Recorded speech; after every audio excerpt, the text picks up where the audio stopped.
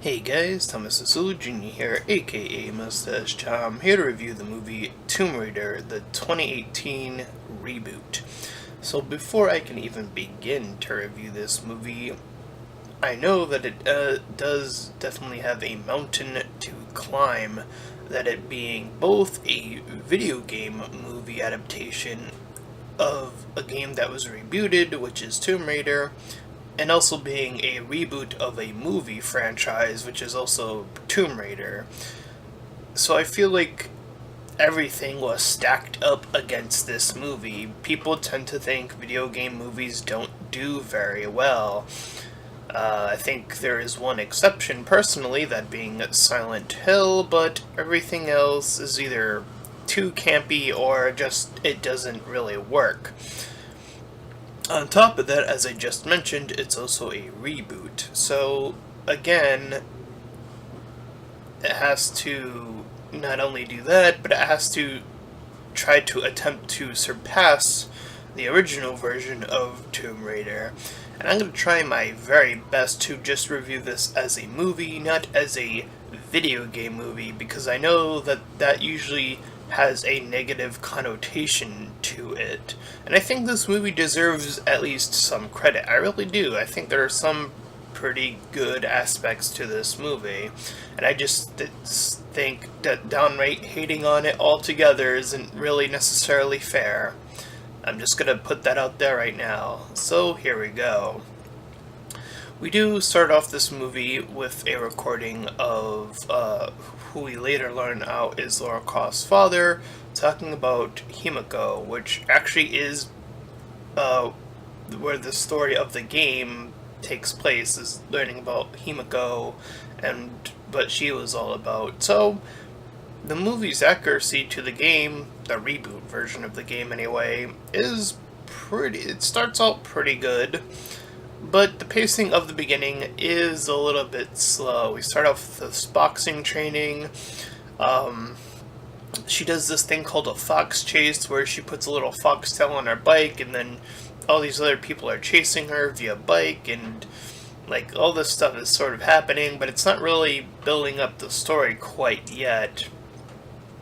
That is until she loses them and then sees someone who's like her father and gets hit by a car and brought into the police. This is where she's brought into this building where this other lady wants to talk about her inheritance because she hasn't picked it up yet. She hasn't taken her father's inheritance at any rate. So she's given this necklace and this puzzle, which Tomb Raider puzzles, those kind of do go hand in hand a little bit. She does solve the puzzle, and she's given this little note that gives her a hint when she goes to her future manor. I'm just going to say that now, because that's not really a surprise if you know this, at any rate. So we see that when she's looking around that her father had several secret identities and had this tape as well. He said to burn everything with Himiko on it, but she instead looked at the research, tried to find out what was really going on. We get the same sort of backstory again, which I think that was a little bit unnecessary to get it the first time at that point. So yeah, you could have cut out the intro there, but anyway. So she's trying to sell the necklace because she doesn't have any money, so she can go over to where the hint told her to go. She's dropped a few bucks, but is still able to have enough to move to Hong Kong and try to find a ship that she has a picture of, and so on and so forth. Eventually finds the ship, yada yada yada, and eventually some people do find her. I forgot if they were already there or if they were on the boat, but regardless, they end up capturing her.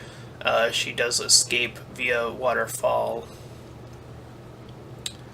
So she catches onto this like dead plane that's like falling apart, and she manages to break her little bond that she was in, grabs a parachute, and then makes her way out. So she takes some time to rest, and then this dude is like trying to hunt her down. One of them was in the vicinity.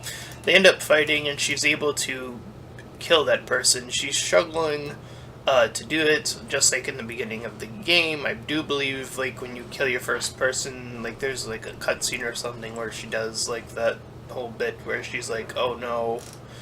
But she does eventually come to that passing of that. Anyways, she sees someone else that saw her and decides to climb up this little ridge, I guess I'll call it, without a rope. And thus she meets her dad, which is definitely different from the original, because I believe her parents were both already dead in the first movie, if I'm not mistaken. It's been a while, but he does stitch her up, and he says he doesn't want to, deal with this stuff, and then she leaves.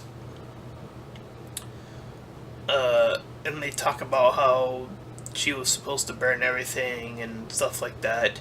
So she takes the bow, which is iconic to the game, and leaves.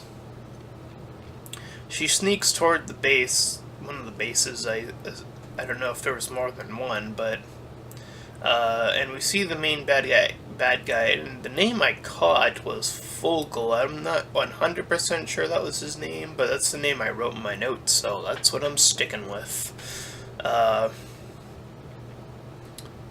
So she works her way around the base and finds a bunch of prisoners, and we see the main prisoner. I kind of never wrote his name if he gave it, but anyway, she ended up shooting him instead.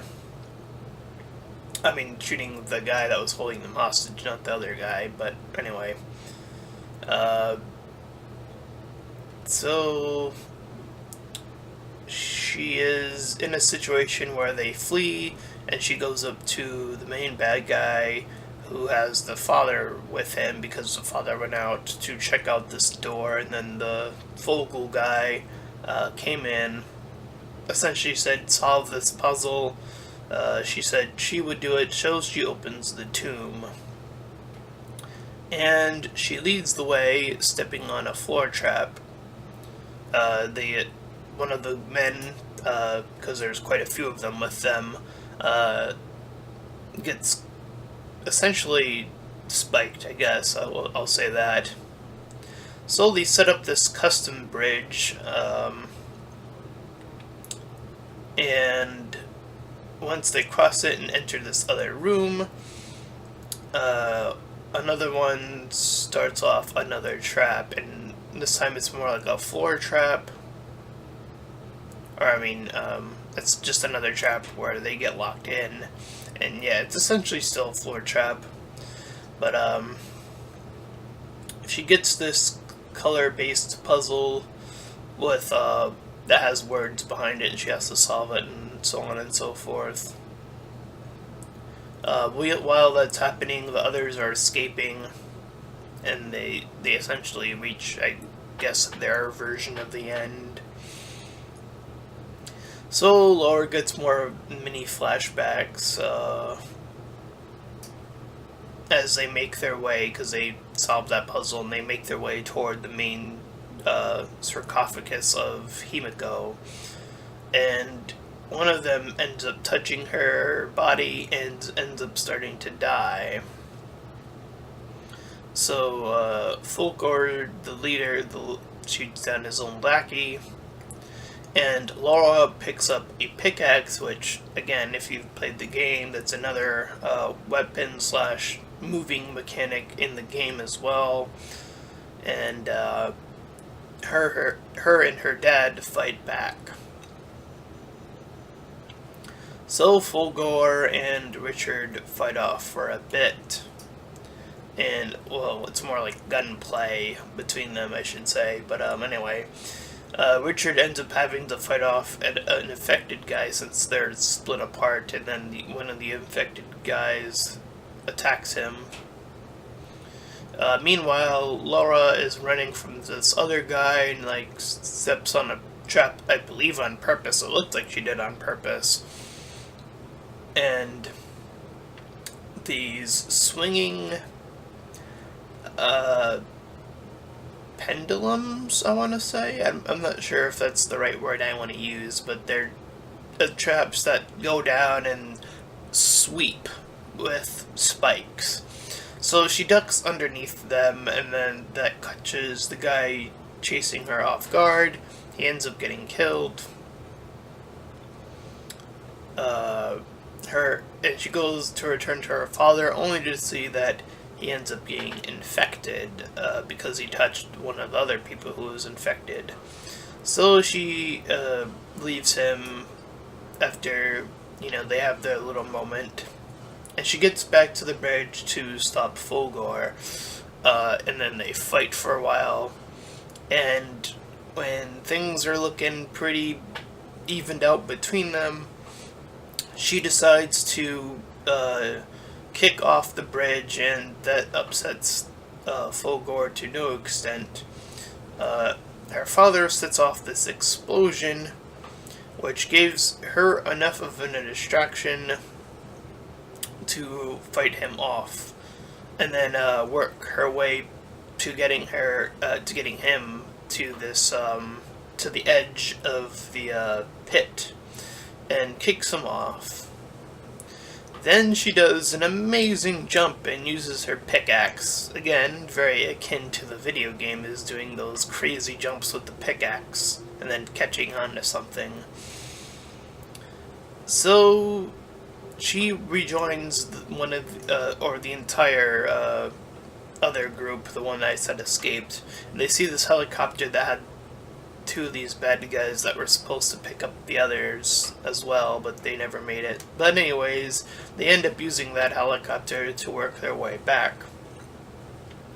She then finally signs the estate, looks up this Trinity box, which implies that they're trying to make another version of this franchise with, I guess, this new actor. I don't know if she's going to stay, if they're going to continue it even.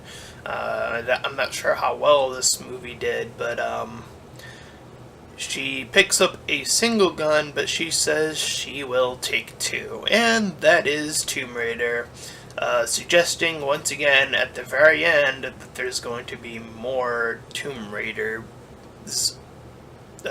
in the future. And I think the middle is actually pretty good. As I said it earlier, the beginning is a pretty slow burn. It's just slowly paced. The relevance of the plot doesn't really go anywhere until a certain point. And there are certain things toward the end that are a little bit just on the aspect of them trying to obviously build a sequel and so on and so forth. Again, that's really, really ballsy, I gotta say, considering that, again, this is a video game movie and it's a reboot on top of that, so again, I think it has the stack up against it. That is the unfortunate part, and I do think there are some pretty nifty things here. Again, based off of the video game, which I tried not to do too much during the review, but I will say I know at some part of the video game there are more supernatural forces at work. Himiko has these sort of spiritual statues, I think. That never really happens here. It's more subdued. It's left to this sort of virus thing that they say. But, there's a tomb, and she raids it, and, the bad guys are involved. Of course they are. And that's very Tomb Raider, I gotta say. New Tomb Raider, I should point out, obviously. And, yeah, I think she did a pretty good job. The newer version of the Tomb Raider was, I think, extensively known for making these sort of, noises when she got hurt. I'll leave it at that, and she did pretty much that whenever she needed to.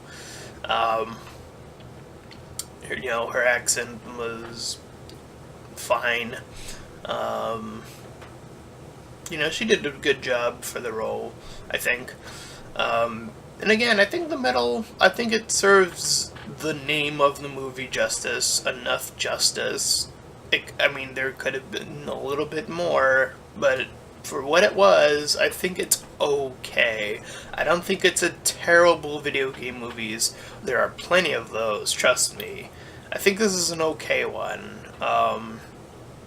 And if video game movies, if they do continue, I was gonna say they are going to continue. If they continue down the path of something like this, or the path of something like Silent Hill, which I do think is the exception to the rule of all the other video game movies, I think there's a chance that we'll see another really solidly made one. So here's hoping. And that is my review of the new version of Tomb Raider. And if you enjoyed this review, then please feel free to like, comment, and subscribe. Also make sure to check out the link in the description, and I'll head you over to my Patreon page, and any donations are greatly appreciated. And until next time, everyone, bye!